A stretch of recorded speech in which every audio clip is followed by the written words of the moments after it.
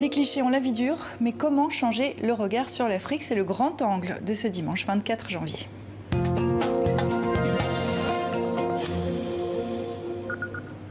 Comment en finir avec les clichés sur l'Afrique et si on commençait déjà à l'école? C'est l'un des objectifs de la saison Africa 2020, dont vous êtes le conseiller pour le volet éducatif. Naïl Verndoy, bonsoir. Bonsoir. Merci d'être avec nous. Merci à vous aussi, Inès Dauvergne, créatrice de Me and You Too. Votre entreprise lutte contre les discriminations ethniques au travail. Allons-y gaiement pour commencer. Le pire cliché sur l'Afrique? Une Afrique entièrement rurale et une Afrique monolithique. Et pour vous? À peu près la même chose, c'est-à-dire l'Afrique n'est pas un continent mais un pays avec une absence totale de différence et de richesse et de diversité. On va y venir, on va vous poser la question. La saison Africa 2020 est dédiée aux 54 pays d'Afrique. C'est la première fois qu'une saison culturelle et artistique englobe tout un continent. Est-ce que ça, c'est pas aussi envoyer du cliché? Non, je pense que c'est vraiment justement l'objectif, c'est de pouvoir traiter la disparité de ces 54 États et c'est pour ça qu'il y a eu un partenariat hors norme avec l'éducation nationale afin d'irriguer dès l'enfance la déconstruction de ces préjugés, la déconstruction des stéréotypes et voir justement que l'Afrique, c'est 54 États, c'est à plus d'1 milliard de personnes, mais c'est aussi plus d'1 millier de langues. Des cultures différentes, des populations, des langues, des religions. Ça entretient le doute quand même? Une saison sur un continent en entier, on aurait pu faire, je ne sais pas, la saison Africa 2020 sur le Burkina ou sur le Mali. Non, je pense que l'ampleur du travail est tellement important que ça justifiait au moins ça. Et pour le coup, moi j'ai l'espoir surtout que ça impulse une dynamique qui soit beaucoup plus pérenne que ça et qu'on ne s'arrête pas simplement à une saison. Parce que là, ça va durer 6 mois. Vous auriez souhaité plus, vous? Je pense qu'il y a un travail de fond à faire de manière générale au niveau de l'éducation de nos enfants et donc notamment dans l'éducation nationale pour faire en sorte de ne pas leur inculquer dès le plus jeune âge un certain nombre de clichés. Donc il y a beaucoup de travail qui est fait sur les questions de genre, c'est vraiment bien et pour le coup ce serait intéressant que ça puisse être élargi à toutes les formes de clichés, toutes les formes de stéréotypes. On va voir exactement en quoi ça consiste. Objectif, donc changer les regards.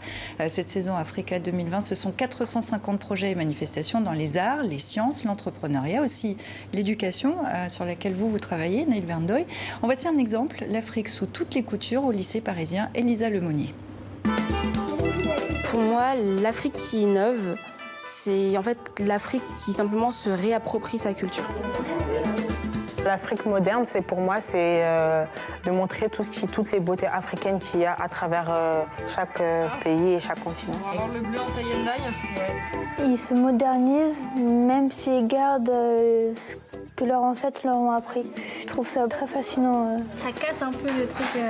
On s'est tout de suite posé le problème de la pollution textile. Quelle forme prenait la pollution textile en Afrique et surtout comment on pouvait y remédier aujourd'hui, quelles étaient les solutions, quelles étaient les innovations. Et du coup, c'est vrai que nos élèves, là, on leur demande de se mettre dans la position des teinturiers en Afrique parce qu'ils utilisent les ressources qui sont autour d'eux.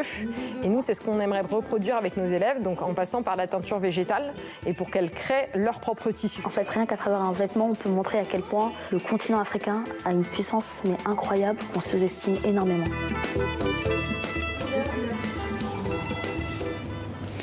Quelles autres initiatives ont été retenues? Là, c'est un bon exemple? Alors c'est un très bon exemple. On en a 274 des exemples, donc on en a beaucoup. Et l'un des critères de labellisation, c'était la co-construction avec un partenaire africain, mais aussi sortir justement des thématiques un peu dont on a l'habitude de voir avec l'Afrique. Et là, de travailler sur le développement durable, c'est, je pense, la thématique qu'on retrouve le plus, le développement durable. Et donc de travailler de pair à pair, en co-construction, entre des élèves en France et des élèves en Afrique.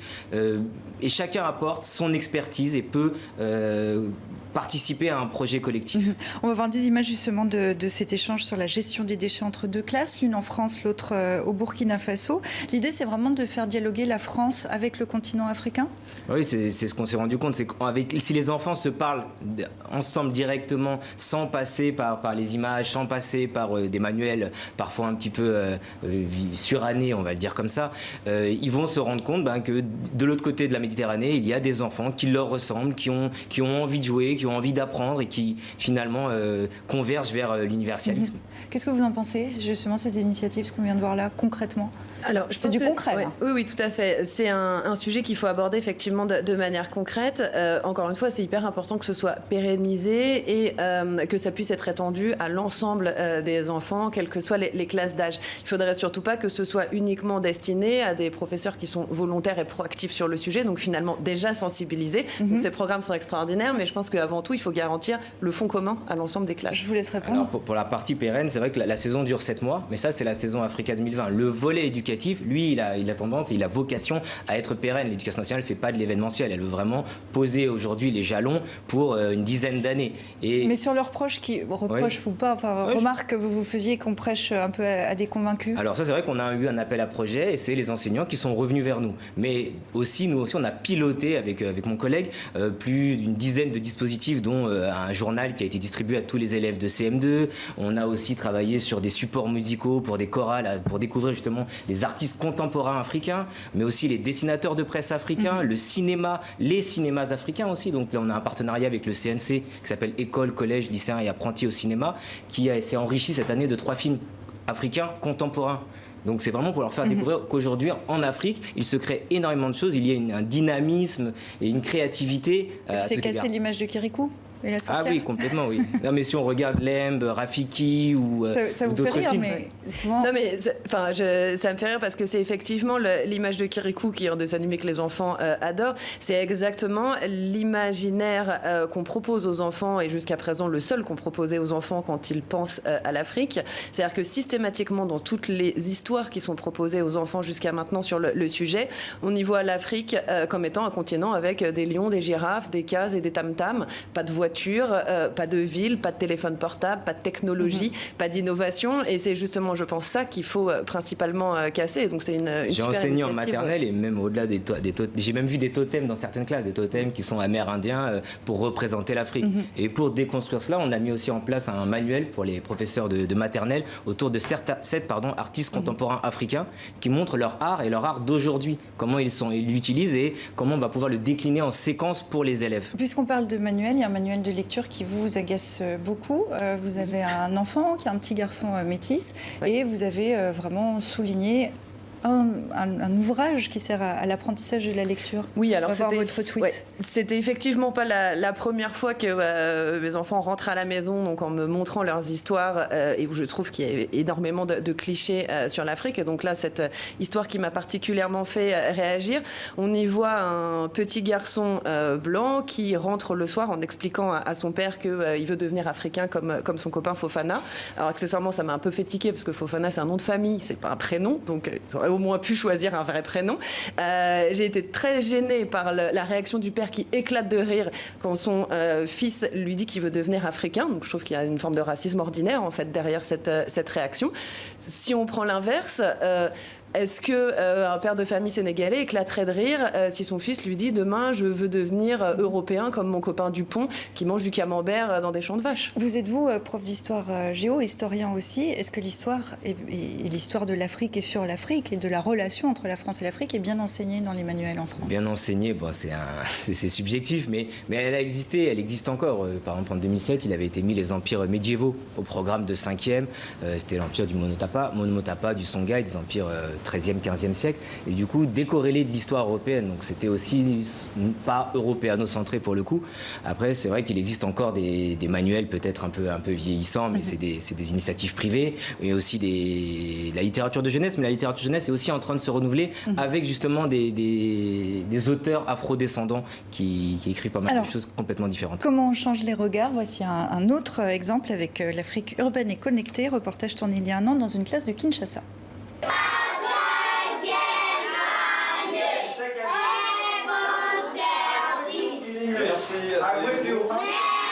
Ces écoliers quinois qui récitent si bien l'alphabet sont les heureux cobayes d'une expérience inédite. Je vous présente Monsieur Dieudonné Kayembe.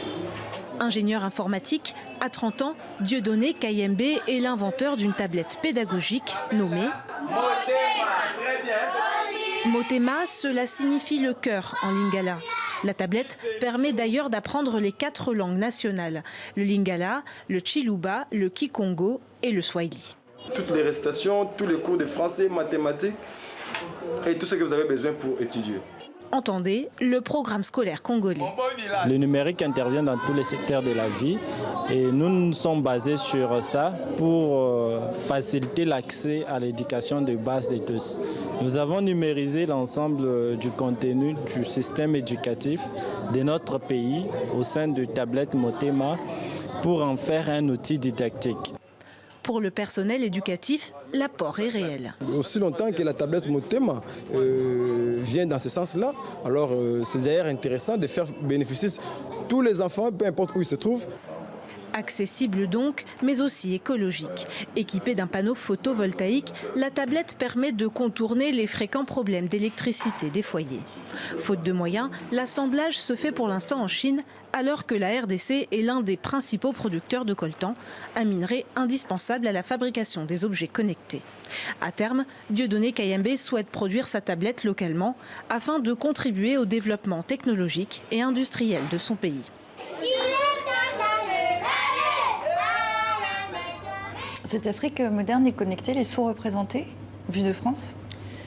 Sous-représentée, je ne sais pas. En tout cas, elle n'est pas présente dans l'imaginaire collectif français. Et c'est notamment comme ça que se construisent les stéréotypes que moi, je vais devoir traiter et déconstruire après, une fois qu'on arrive dans l'entreprise. S'il fait du bon travail, que vous avez moins de travail. Exactement. De décloisonner justement ces imaginaires, c'est notre objectif.